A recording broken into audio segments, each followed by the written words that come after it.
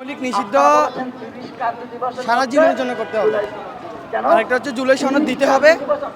আরেকটা হচ্ছে আহতরা যারা এখনো হসপিটালে চিকিৎসাবিদে আছে তাদেরকে 100% চিকিৎসা দিতে হবে। চিকিৎসা দেওয়া হবে, 3টা দাবি আমাদের মানতে হবে, না হয় আমাদের গুলি করে মারা ফেলবে। আমরা কোনোভাবে কোনো আপনাদের দয়া মায়ার জন্য আমরা রাজপথে আসি নাই।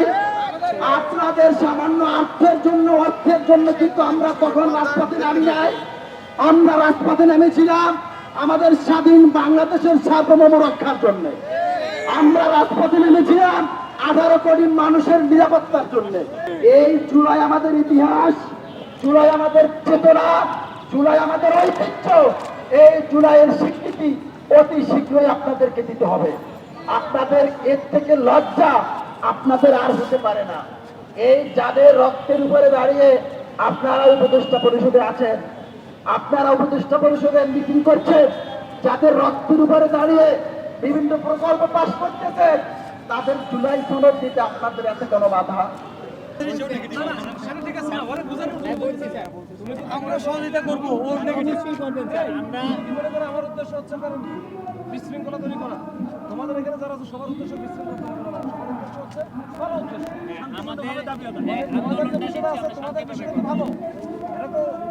এটা হয়তো প্রেস করতেছে, তোমরা আরো প্রেশারটা দিচ্ছ যেন আরো তাড়াতাড়ি হয় বা এটা কোনোভাবে যেন এদিকে না বসে। এটা তো সেন্ট্রাল সিদ্ধান্ত হয়েছে। তুমি এটা যেভাবে এটা দেখাইতেছো মনে হচ্ছে তুমি একটা কাজ করো, তুমি সারা ঢাকা হচ্ছে কাজ করো, দৌড়াদৌড়ি করো, সব থেকে বন্ধ করে দিচ্ছ। আমার হেঁটে নামতে পারে আমার অধিকার নিয়ে লাগবে। সুইভাবে দিচ্ছে না। আমার 4 মাস আগে সিঙ্গাপুরে ডাক্তার জাতীয় চট্টগ্রামে আসলে সেই সময় আমার রেফার দিচ্ছে। 4 মাস আগে আমার রেফার হয়েছে, তাই আমাকে বাড়াচ্ছে। আমাকে মেডিকেলে 12 জনের রেফার হয়েছে। পুরো সারা বাংলাদেশের ভিতরে 100 জনের উপর রেফার হয়েছে। ওই এর জন্য আমরা নামছি। আমাকে সুচিকিৎসা লাগবে, আমাদের সুচিকিৎসা লাগবে। যেতে বলেন, আমরা যেতে বলেন, আমাদের সুচিকিৎসা দিচ্ছে না। এই জন্য আমরা তো না পারার সত্ত্বেও নেই, অসুস্থ অবস্থায় একজন রোডে নামছি। আজকে 3 দিন 3 রাত কিন্তু কম কষ্ট তো আমরা রোডে নাই, তাই না? তো কম কষ্ট নেই। ওনাকে বলেন আমাকে যা আছে আমাকে দিয়ে দেবো, আমাকে সুচিকিৎসা যাচ্ছি আমাকে দিয়ে দেবো, আমাকে জুলাই শিরিপ দিয়ে দেবো, আমাকে তার কোনো কিছু নেই, তাহলে নেই। আমরা আমাকে শান্তিপূর্ণভাবেই করতেছি। আমরা 22,000 এখানে আহত 22,500 আহত আছে, ঠিক আছে? 22,500 তুমি একাই আহত না এখানে। আসলে কি বলবো, চিকিৎসা যা হচ্ছে মোটামুটি কিছু চিকিৎসা পাওয়া যায়, আবার প্রাথমিক শেষ পর্যায়ে দেখা যাচ্ছে উপজেলা পর্যায়ে কিছু চিকিৎসা ট্রিটমেন্ট থাকে। আমরা গ্রামে চলে গেলে উপজেলা পর্যায়ে যেই ট্রিটমেন্টগুলো সেটা হচ্ছে আমাদের মেডিসিনের যে বিষয়টা, এই মেডিসিনটা আমাদেরকে তারা দিতে পারতেছে না। তাদেরকে জিজ্ঞাসা করলে তারা বলে মেডিসিন পর্যাপ্ত পরিমাণ নাই, সাপ্লাই নাই। হ্যাঁ, এটা আদৌ পর্যন্ত কতটুকু শর্ত এটা জানতে পারতেছি না।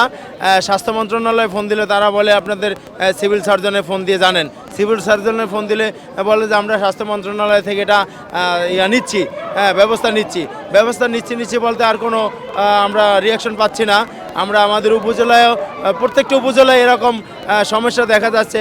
একটা উপজেলায় স্বাস্থ্য কমপ্লেক্সে আপনার ন্যূনতম একটা এক্স-রে রিপোর্ট করার জন্য সেই মেশিনগুলো নষ্ট থাকে।